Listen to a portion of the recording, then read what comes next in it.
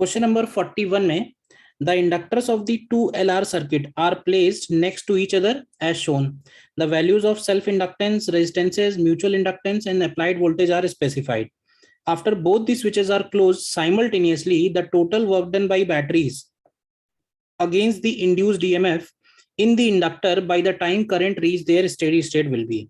तो देखो इसमें एक्चुअली है क्या, ये दो LR सर्किट हैं, इसमें भी करंट इंक्रीज होगी और इसको क्लोज करेंगे तो इसमें भी करंट इंक्रीज होगी। ठीक है, और ये दोनों कॉइल्स जो हैं ये आपस में कपल्ड भी हैं। कपल्ड होने का मतलब है कि इनका म्यूचुअल इंडक्टेंस भी है। ठीक है, तो अब किसी भी एक सर्किट में जो इंड्यूस्ड ईएमएफ डेवलप होगा, जैसे अगर हम पहले वाले कॉइल में लिखें तो बनेगा इंड्यूस्ड ईएमएफ इन कॉइल 1।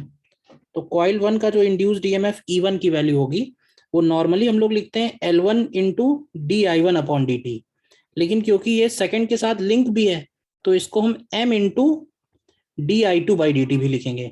मतलब ये हो गया सेल्फ इंडक्टेंस की वजह से इंड्यूस्ड ईएमएफ और ये हो गया म्यूचुअल इंडक्टेंस की वजह से ईएमएफ। इसी तरह से अगर हम इंड्यूस्ड ईएमएफ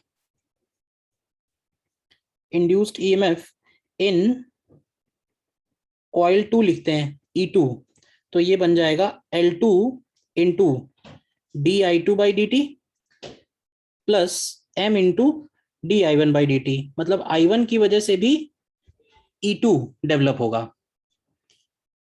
ठीक है, अब इसमें एक छोटी सी प्रॉब्लम इस क्वेश्चन में क्या थी, जब आप हायर लेवल पे जाओगे तो आप ये पढ़ोगे कि जब दो कॉइल्स को हम कपल कर रहे हैं तो उनकी कपलिंग का जो डायरेक्शन है वो सपोर्टिंग है या अपोजिंग है, इस पे भी ये वैल्यूज डिपेंड करेंगी। मतलब हमें प्लस लेना है या माइनस लेना है ये इनके कपल डायरेक्शन पे मेंशन करेंगे।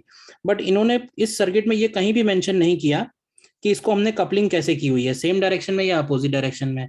तो हम लोग बाय डिफॉल्ट, इन्होंने जो आंसर दिया आईआईटी ने वो बाय डिफॉल्ट इन्होंने सेम लेके कर दिया है, यानी कि दोनों को सीधे सीधे ऐड ही कर दिया है। तो अब अगर हम बोलें कि work done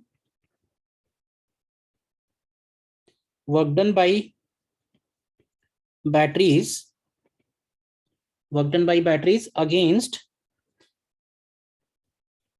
induced EMF develop करने में जो वर्क डन हुआ है, तो अगर हम DW लिखेंगे तो DW हम लोग जानते हैं क्या बन जाएगा, DQ into E1 plus DQ into E2 के इक्वल होगा।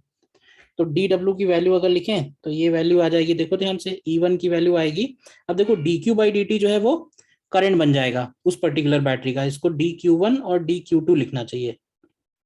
ठीक है, तो DQ1/dt की वैल्यू करंट के इक्वल बनेगी। तो ये पहला वाला टर्म बनेगा L1I1 इंटू DI1 हो जाएगा, फिर ये बन जाएगा MI2 DI1 या पहला वाला टर्म बनेगा MI1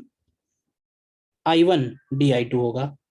फिर दूसरी कॉइल की वैल्यू रखेंगे अगर तो ये हो जाएगा L2I2 DI2 और दूसरा वाला टर्म होगा MI2 DI1। ठीक, तो अब इसको अगर हम रीअरेंज करके लिखें तो we can write it as L1I1 DI1 plus L2I2 DI2, और M वाला जो टर्म है ध्यान से देखो, तो ये I1 DI2 and I2 DI1, इसको हम लोग प्रोडक्ट रूल ऑफ डिफरेंशिएशन से इसको लिख सकते हैं M into D of I1 I2।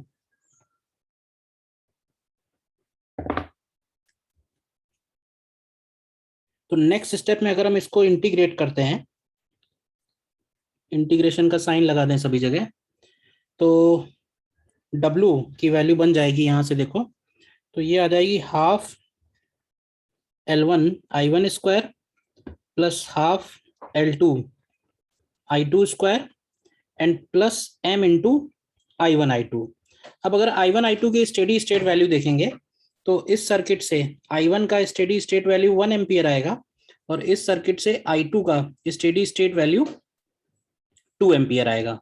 तो ये वैल्यूज इसमें पुट कर दो, ठीक है ना, ये वैल्यू सीधे सीधे इसमें पुट कर देते हैं तो ये आ जाएगा हाफ L1 की वैल्यू दी हुई है 10 इंटू I1 स्क्वायर यानी 1 स्क्वायर, L2 की वैल्यू दी हुई है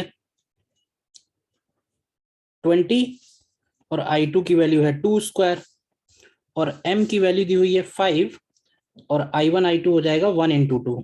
तो ये सारा हम ऐड करेंगे तो ये 55 निकल के आएगा। अब क्योंकि L की वैल्यू मिली में रखी है तो ये मिली जूल में ही आ जाएगा डायरेक्टली।